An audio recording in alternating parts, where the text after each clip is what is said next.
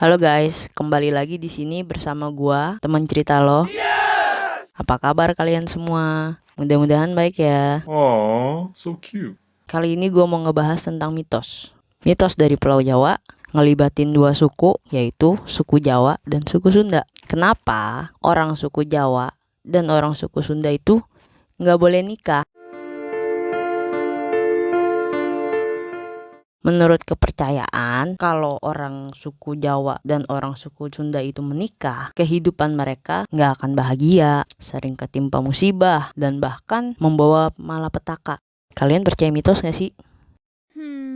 Kalau gue 50-50 ya, tapi kita rasanya perlu nih ngubah stigma negatif ini nih di antara kita tentang masalah nggak boleh nikah orang suku Jawa sama orang suku Sunda.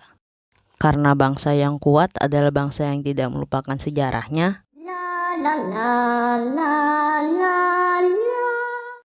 Ayo kita cari asal-usul mitos ini. Jadi pada zaman dulu, di tahun 1357 Masehi, ada Raja Majapahit bernama Hayam Wuruk.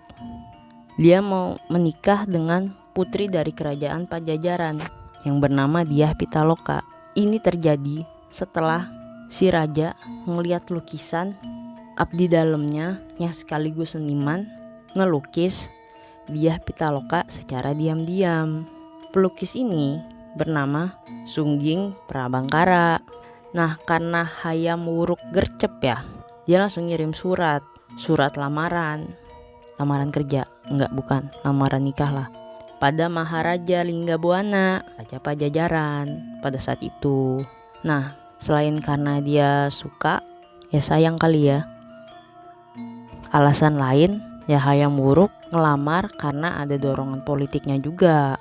Tujuannya untuk mempersekutukan Pajajaran dengan Majapahit. Awalnya pihak kerajaan Pajajaran ngerasa keberatan, karena menurut adat yang berlaku, tidak lazim pihak perempuan datang kepada pihak laki-laki. Selain itu, mungkin aja ini jebakannya si Majapahit, karena hanya Pajajaran yang belum dikuasai oleh Majapahit di Nusantara. Namun pada akhirnya, kerajaan Pajajaran pergi juga.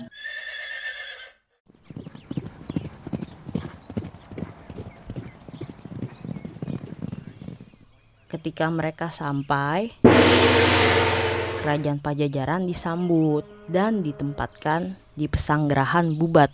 Dengan membawa pasukan yang sedikit, raja dan ratu pun turut hadir.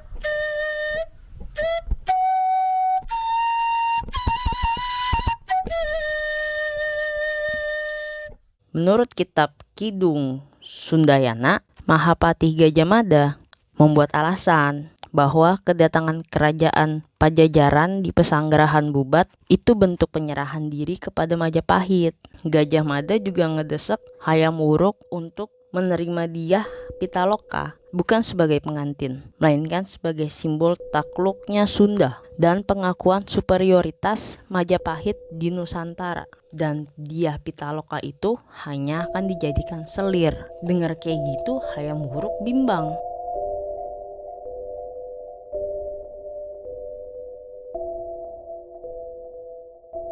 Karena di sisi lain, Gajah Mada itu Mahapatih yang diandalkan. Tapi sayangnya, sebelum Hayam Wuruk memberi keputusan, pasukan Gajah Mada yang bernama Bayangkara itu bergerak ke pesanggerahan Bubat.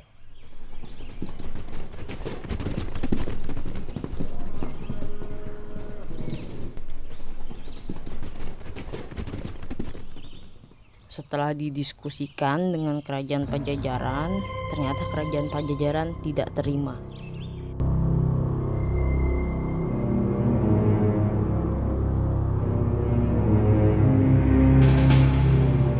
Akhirnya Gajah Mada dan utusan Linggabuana berselisih. Terjadilah peperangan.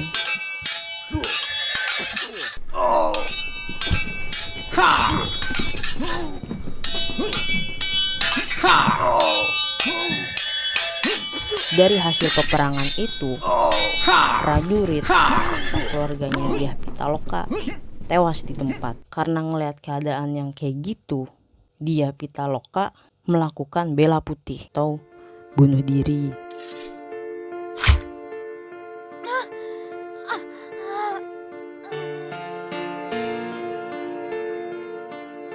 Itu untuk menjaga kehormatannya sesuai dengan tradisi kasta ksatria.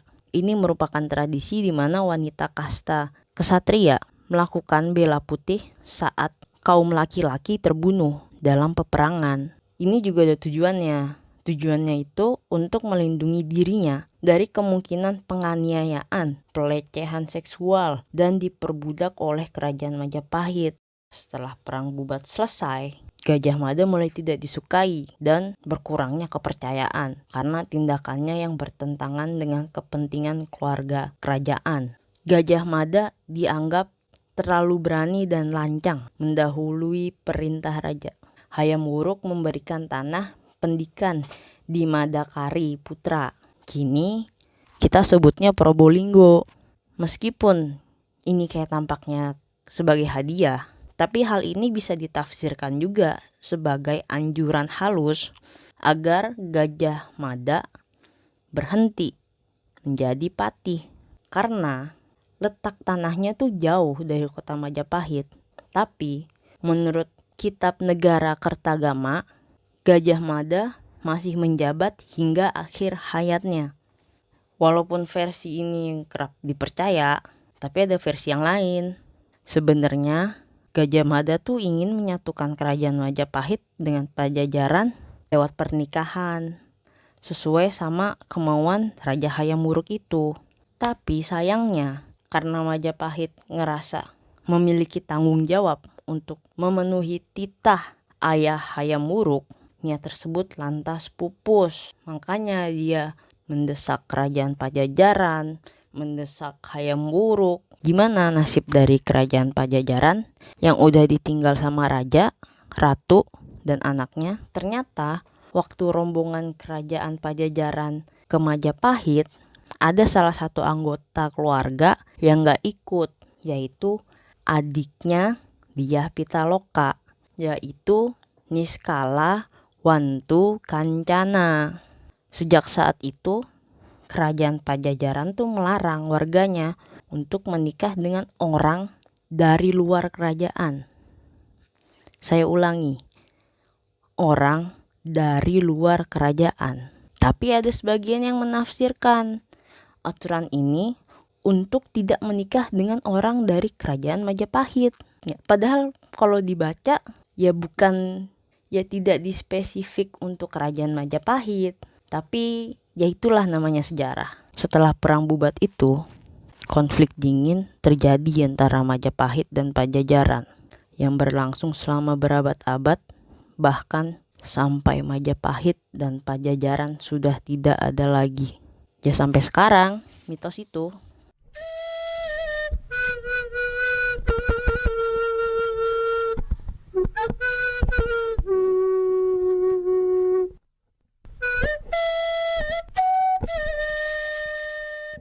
Oke, kalau dari cerita yang tadi, sebenarnya bisa disimpulin kalau orang Pajajaran hanya boleh nikah sama orang Pajajaran aja gitu.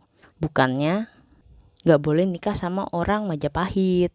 Tapi nih di zaman sekarang ada stigma-stigma buruk pada keragaman suku di Indonesia ini. Padahal kan baik enggaknya seseorang itu dilihatnya dari hati dan perilaku, bukan ditentukan dari asal kesukuannya, di mana tempat mereka lahir itu adalah takdir. Takdir dia dilahirkan di tempat itu. Cuman untuk menjadi baik dan benar itu adalah pilihan masing-masing individu. Kalian nyadar gak sih? Terutama nih warga Jakarta, warga Jakartaku yang tercinta.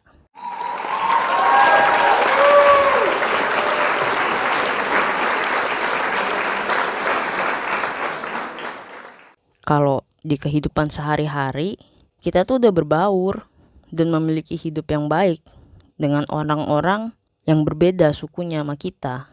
Jadi sangat disayangkan sih nih mitos pernikahan suku Jawa dengan suku Sunda ini, karena mitos-mitos tersebut menjadi pemisah antara dua hati yang ingin menjadi satu. I love you, I love you, I love you, I love you. Oke, sekian cerita gua kali ini. Semoga bermanfaat, nambah ilmu, dan makasih banget yang udah dengerin. Gua pamit undur dulu. Bye-bye.